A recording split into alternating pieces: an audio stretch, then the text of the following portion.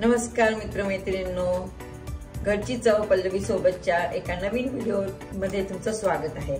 तर आपण बरेचदा कोशिंबीर करतो, जी आपण नेहमी काकडी टोमॅटो आणि कांद्याचीच करतो बहुतेकदा। पण आज मी अशी एक रेसिपी दाखवणार आहे ज्याच्यामध्ये आपण उकडलेला कॉर्न वापरत आहोत। आणि हे जे सॅलड आहे, म्हणजे ही जी कोशिंबीर आहे ही तुम्हाला तर आवडेलच आवडेल, पण तुमच्या मुलांनाही आवडेल। आणि हे नॉर्मली म्हणजे समजा भाजी नसेल तर तुम्ही हे ऍड ऑन करू शकता तुमच्या रोजच्या जेवणामध्ये।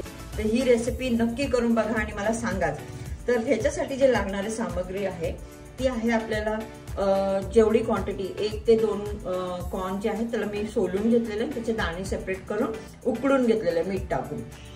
त्याचबरोबर आपल्याला काकडी, कॅप्सिकम असेल तर कॅप्सिकम, म्हणजे ढोबळी मिरची, टोमॅटो, कांदा, कोथिंबीर आणि हिरवी मिरची 1-2। आणि जर का ऑरिगॅमीचे सॅशेस जे आपल्याला मिळतात त्याच्यातले एक मी वापरते, चिली फ्लेक्स वापरते आणि आपलं वेज मेयोनीज वापरते। आणि हे सगळं मिक्स करून आपण एक असं सॅलड बनवणार आहोत की हे खूपच टेस्टी होणार आहे। तर माझ्या आता मी तुम्हाला दाखवते की हे आपण कसं करणार आहोत। तर प्रथम मध्ये आपण हे जे उकडलेला कॉर्न आहे ह्याचं जे एक्सेस पाणी आहे ते आपण थ्रो करणार आहोत।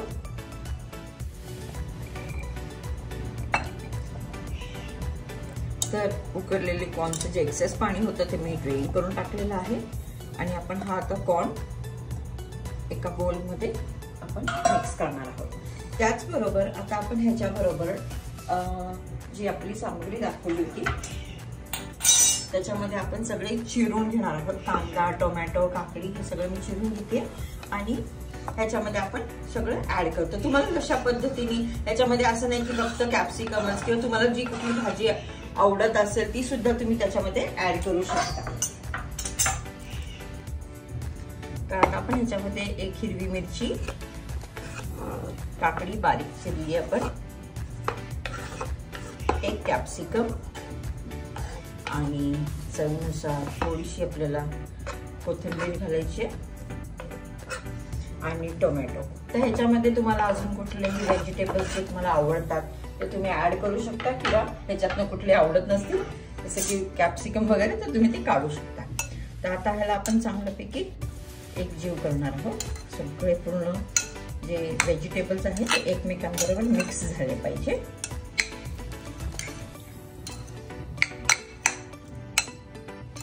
ही रेसिपी जी आहे ना ही मुलांना तुम्ही सँडविच करून म्हणजे असं बनवून ठेवलं आणि सँडविचच्या मध्ये ब्रेड मध्ये घालून दिलं तर हे सुद्धा तसं खाऊ शकते, थोडं खूपच छान लागते। आता आपण ह्याच्यामध्ये चवीनुसार मीठ ऍड करतोय। ओके, आता मी जसं सांगितलं तुम्हाला आपले जे सॅशेस आहेत ना, आपण जेव्हा पिझ्झा आणि हे खातो त्याचे थोडे सॅशेस जे राहून जातात ते आपण इथे वापरणार आहोत। ते एक हे आणि एक चिली फ्लेक्स, म्हणजे थोडक्यात एक पिझ्झा बेस शिवाय आपण पिझ्झा बनवतोय। ओके, त्याला छानपैकी मिक्स करायचं, आपल्याला छान सुगंध सुटल्यावर घेण्याचा।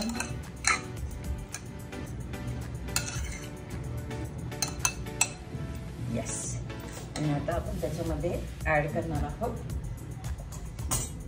मेयोनीज। तर मेयोनीज आपल्याला खूप पण नाही, पण एक प्रपोर्शन मध्ये, की जसं एक लेयर, म्हणजे आपण म्हणू शकतो की प्रत्येक कॉर्नला आणि आपल्या प्रत्येक भाजीला त्याचा एक लेयर लागला पाहिजे।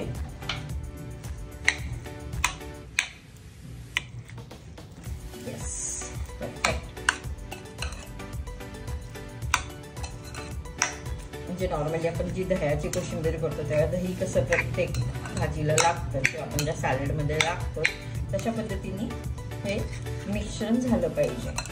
आणि हे तुम्ही प्लेन असं पण खाऊ शकता, विदाऊट म्हणजे कुठल्या ह्याच्याबरोबर ऍड न करता ब्रेड बरोबर खाऊ शकता। त्याचबरोबर तुम्ही समजा एखाद दिवशी असं होतं बरेचदा की अचानक भाजी थोडीशी कमी पडली तर हे करून तुम्ही ऍड ऑन करू शकता। आणि this is a very good recipe, quick recipe आहे। लहान मुलं सुद्धा विदाउट स्टोव गॅस शिवाय हे बनवू शकता तुम्ही. सो व्हेरी इझी रेसिपी आणि हे नक्की करून खा आणि मला नक्की कमेंट करून सांगा. आणि तुम्ही व्ह्यूज तर देताय पण सबस्क्राईब करत नाहीयेत तर सबस्क्राईब करायला बिलकुल विसरायचं नाही आणि शेअर करा. आणि तुम्हाला नेक्स्ट रेसिपी कुठली हवी नक्की कमेंट करून सांगा मला. तर थँक्यू सो मच आणि ही रेसिपी पाहिल्याबद्दल थँक्यू.